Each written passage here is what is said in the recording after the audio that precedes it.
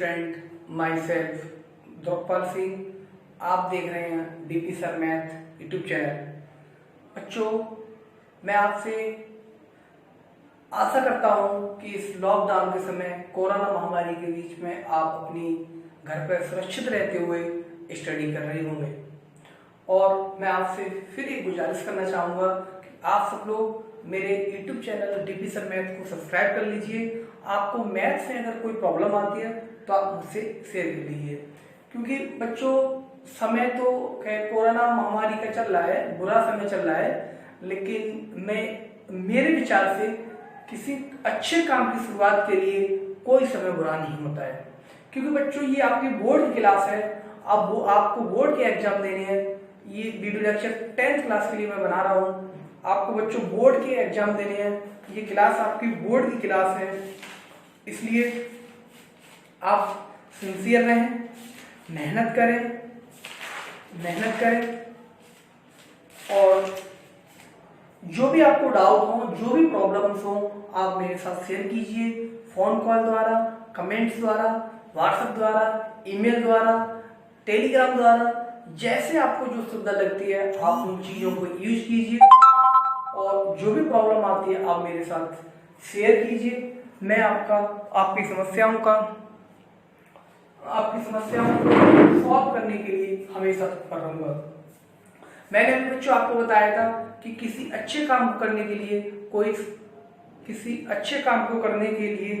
अच्छे काम की शुरुआत करने के लिए कोई समय बुरा नहीं होता है। तो आप अभी से अपनी 10th क्लास की पढ़ाई के लिए जुड़ जाइए और मेरे चैनल को सब्सक्राइब कर लीजिए। और किसी एक मेरे चैनल को सब्सक्राइब करना और आपकी पढ़ाई शुरुआत करना दोनों ही अच्छे काम हैं। तो किसी अच्छे काम की शुरुआत करने के लिए कोई भी समय बुरा नहीं होता है। और हम अपने वीडियो लेक्चर पे आते हैं। ये हमारा video lecture class lecture number 6 है। आपका जो एचसीएफ और एलसीएम का कॉन्सेप्ट जो यहाँ मैंने बताया था, उसी की आगे का पार्ट 2 है। अब मैं अभी इसको देख के चेक करके बता रहा हूँ कि ये लेक्चर नंबर 6 था वो, तो ये लेक्चर नंबर 6 का पार्ट 2 है, वो पार्ट 1 हो जाएगा। मैं आपके वीडियो में मेंशन कर दूंगा। ये लेक्चर नंबर 6 का पार्ट 2 है। इसमें हम प्रॉब्लम करेंगे, प्रॉब्लम्स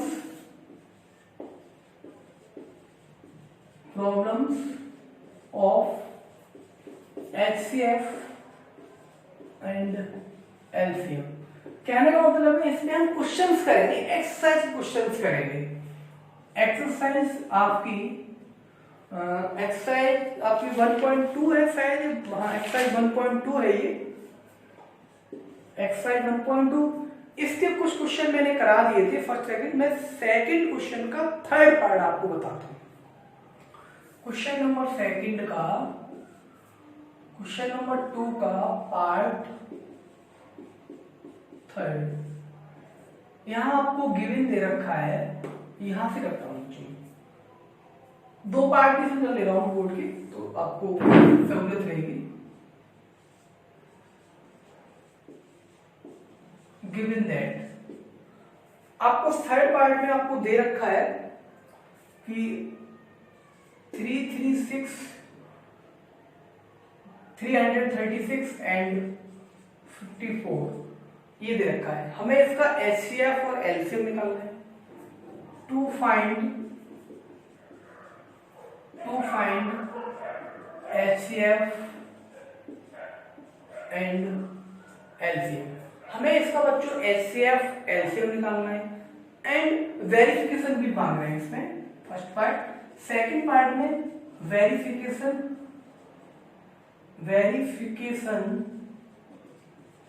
भी करना है।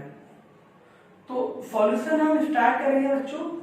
मैंने आपको इसका वर्किंग रूल बताया था। वर्किंग रूल में बताया था कि पहले हम क्या करते हैं, प्राइम फैक्टर लेते हैं, एचसीएफ के लिए कॉमन फैक्टर देखते हैं और उसमें स्मॉलेस्ट पावर देखते हैं, और एलसीएम के लिए इनवॉल्विंग फैक्टर देखते हैं और ग्रेटेस्ट पावर देखते हैं। दोनों चीज बहुत आसान सी है, इतना ही आप करते चले जाइए। मैं आशा करता हूं आपको कोई भी प्रॉब्लम नहीं आएगी और कोई दिक्कत ही नहीं आएगी। नाउ प्राइम फैक्टर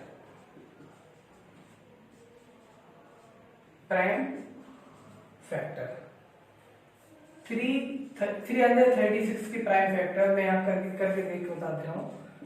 यहाँ 2 1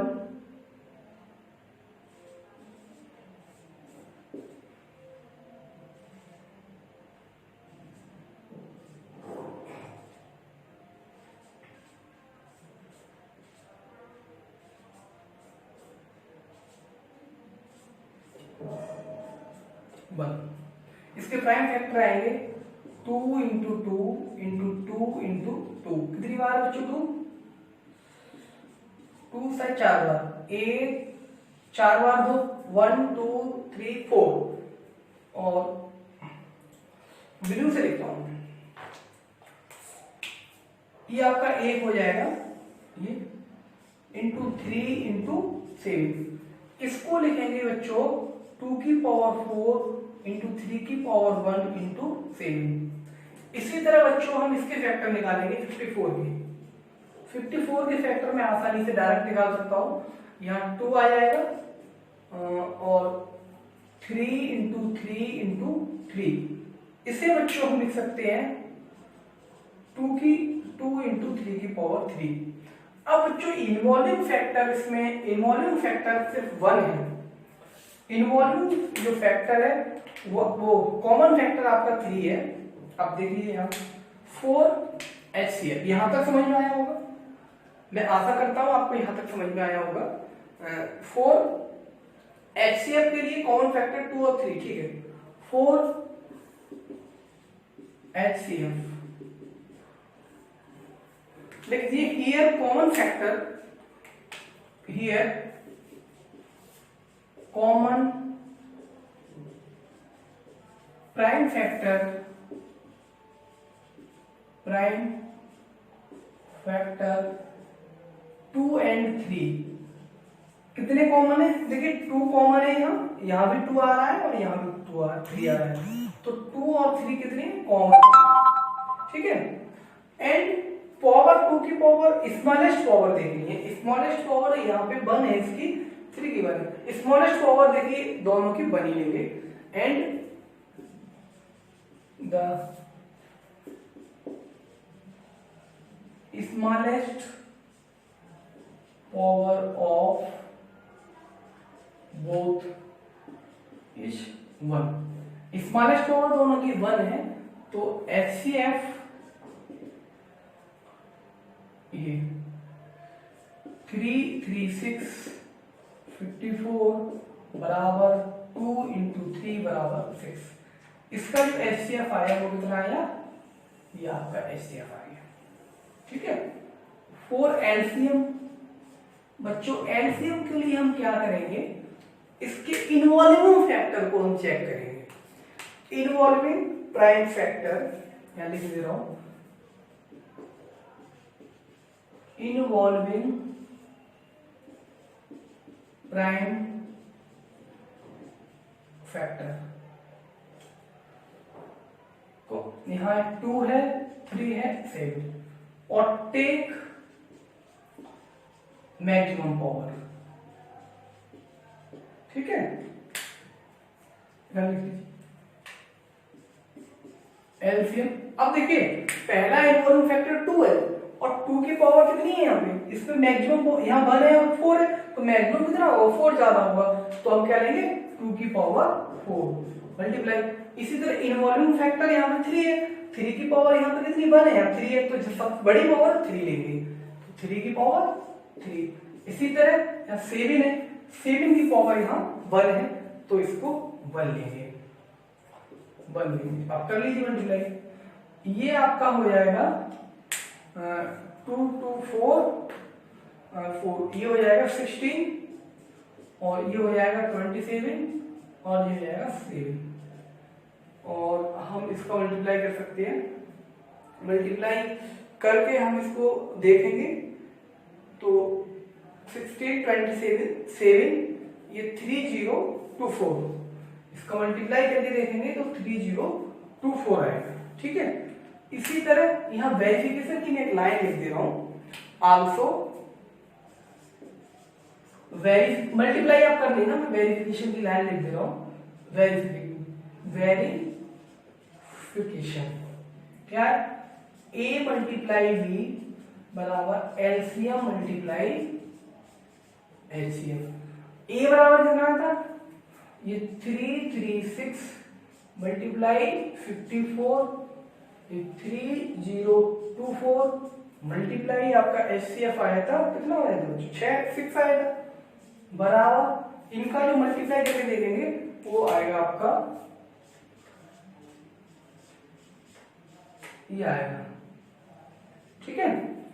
इसको मल्टीप्लाई करके देखेंगे 18144। आप मल्टीप्लाई करके देख लेना, मैंने डायरेक्ट इसको लिख दिया है। और मैं आशा करता हूं आपको ये क्वेश्चन समझ में आ गया होगा। एक क्वेश्चन नंबर 3 और है, बस आज बहुत कम कोर्स कराऊंगा क्योंकि मुझे आपका टेस्ट लेना है, तो यही आपका काम है, इतना ही मैं कराऊंगा। ये क्वेश्चन 4 है, इसमें क्वेश्चन नंबर 3 जब 3 डिजिट दे रखे होते तो कैसे निकालते हैं, 2 का मैं करा दूंगा आपको, एक आप कर देना, ठीक है बच्चों। हटाओ इसे,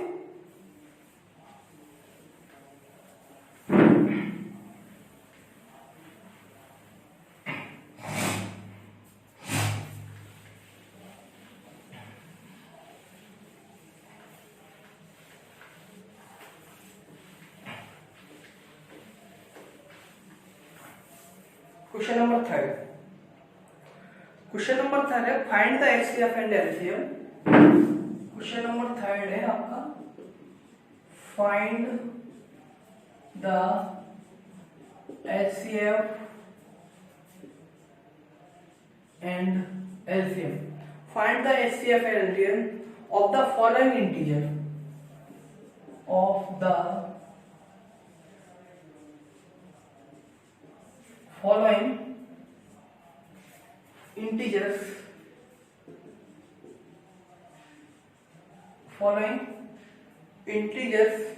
by applying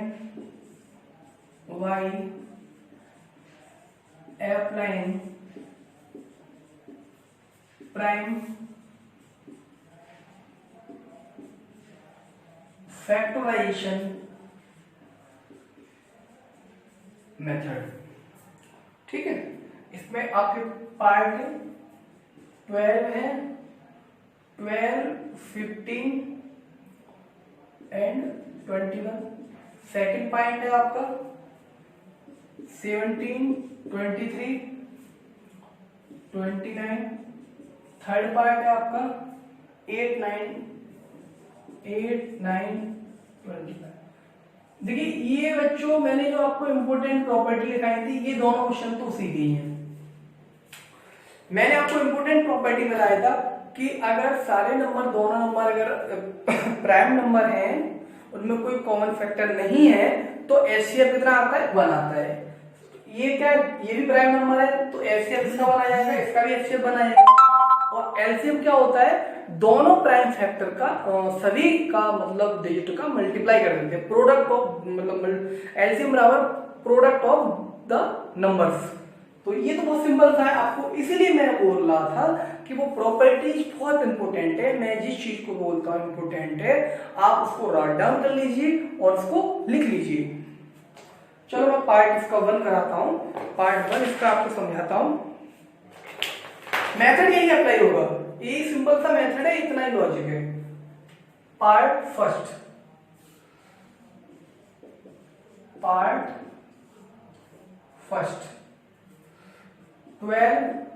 15, 21। देखिए नाउ प्राइम फैक्टर, ये आसान है, प्राइम फैक्टर आसानी से हो जाएंगे, सिंपल सा है, ठीक है। मैं अब फैक्टर करके नहीं बताऊंगा, ऐसे कर दूंगा।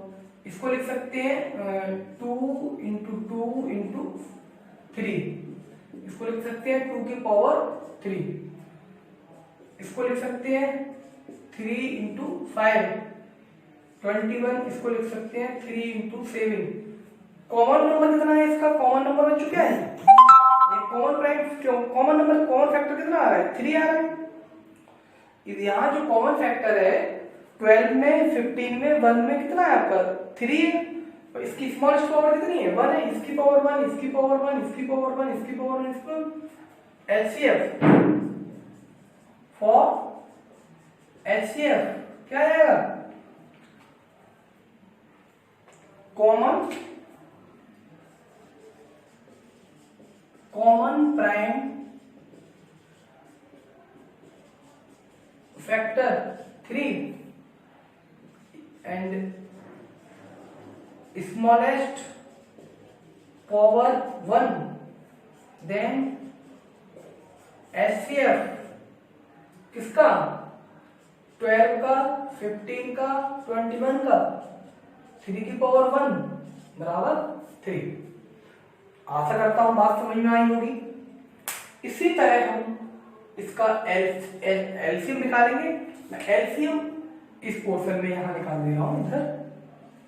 ये देखिए बच्चों क्या किया था, प्राइम फैक्टर निकाल लिए, कॉमन हमने चेक किया, कॉमन कितना आता है, हमें 3 कॉमन आ रहा था, और कॉमन जो आता है उसकी स्मॉलेस्ट पावर देती है। ठीक है, एलसीएम इसका 3 आ गया। अब हम निकालेंगे for the LCM, for LCM यहां बच्चों लिखेंगे इन्वॉल्विंग फैक्टर। इन्वॉल्विंग फैक्टर कितनी है, 2 है, 3 है, 5 है, 7 है। इन्वॉल्विंग फैक्टर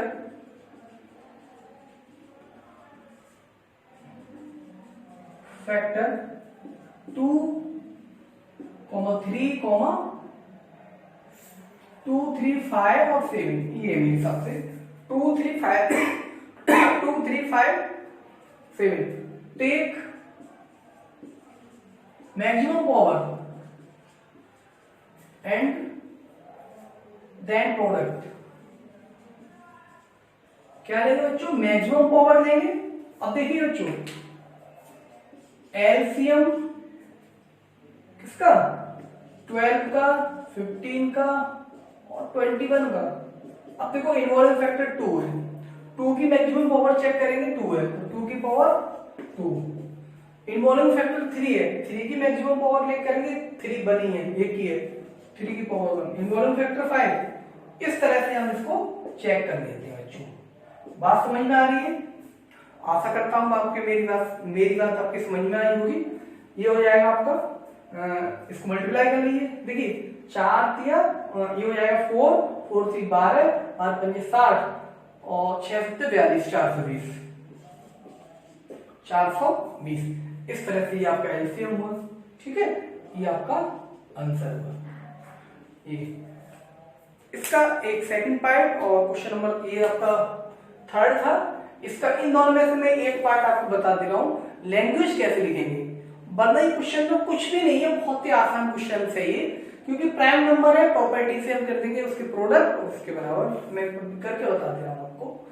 ठीक है, इसको आप साफ करता हूं।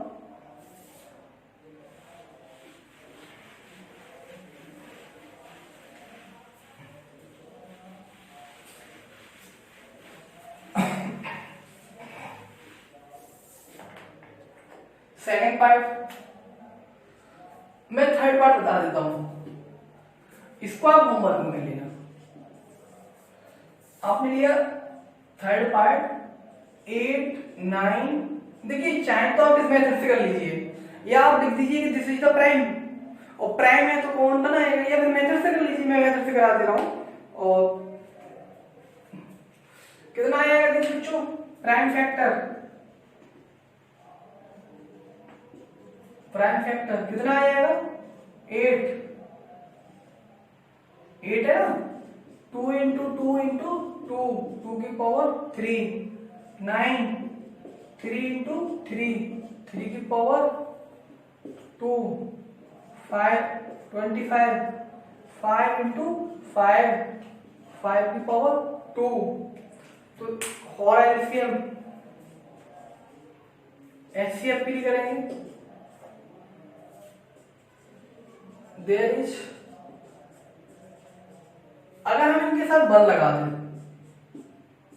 ठीक है, there is no common factor, no common factor, so that it is prime number,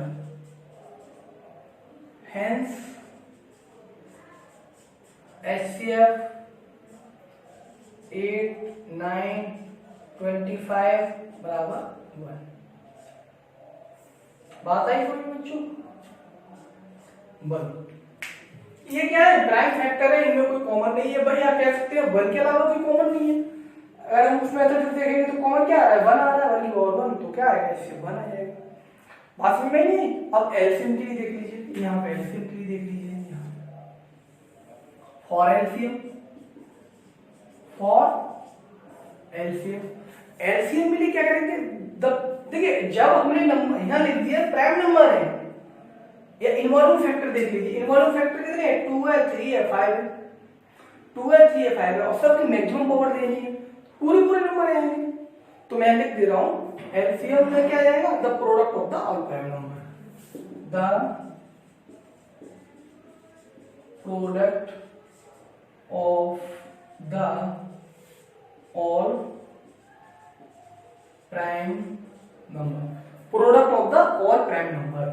तो इसका एलसीएम कितना आएगा बच्चों, ये आ जाएगा 2 की पावर 3, 3 की पावर 2, 5 की पावर 2, इसका मतलब 8, 9, 25, 8 9 72 और 25, 25 दूनी 50 और 25 दूनी 50, कैरी हो गई 5 और ना 75 और ये 15 सत्ते, ये आपका आ जाएगा 25 का 150 और 175 18 180 आएगा, 180, ये आपका आंसर आएगा। ठीक है, ये सेकंड पार्ट आपको कोई करना है। एक क्वेश्चन आपका एलसीएम और एचसीएफ का एक और है, मैं एक क्वेश्चन और करा दूं, उसके बाद आपको कल 2 क्वेश्चन और करा देंगे। एक क्वेश्चन नंबर 4 और है बच्चों इसमें।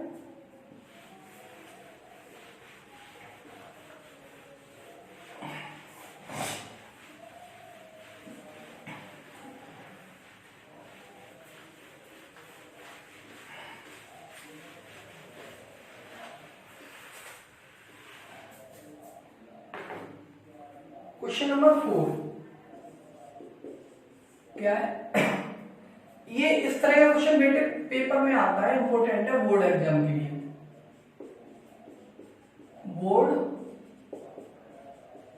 ये बोर्ड एग्जाम के लिए इंपॉर्टेंट है, इस तरह का सवाल क्वेश्चन में पेपर में आता है। अब देखो बच्चों, ये नहीं है कि मैंने इस पे पूर्ण लिख दिया तो यही आए, बट 5 डिजिट बदल सकते हैं, लेकिन क्वेश्चन तो इसी तरह का होगा। अब ये समझिए डिजिट मैं ही जो बता रहा हूँ वही आए, या मतलब 2 की जगह 3 हो सकता है, 3 की जगह 4 हो सकता है, लेकिन प्रोसेस यही रहेगी। Given that HCF 3066557 equal to 9। ठीक है, HCF दे रखा है इन दोनों का, टू फाइंड एलसीएम,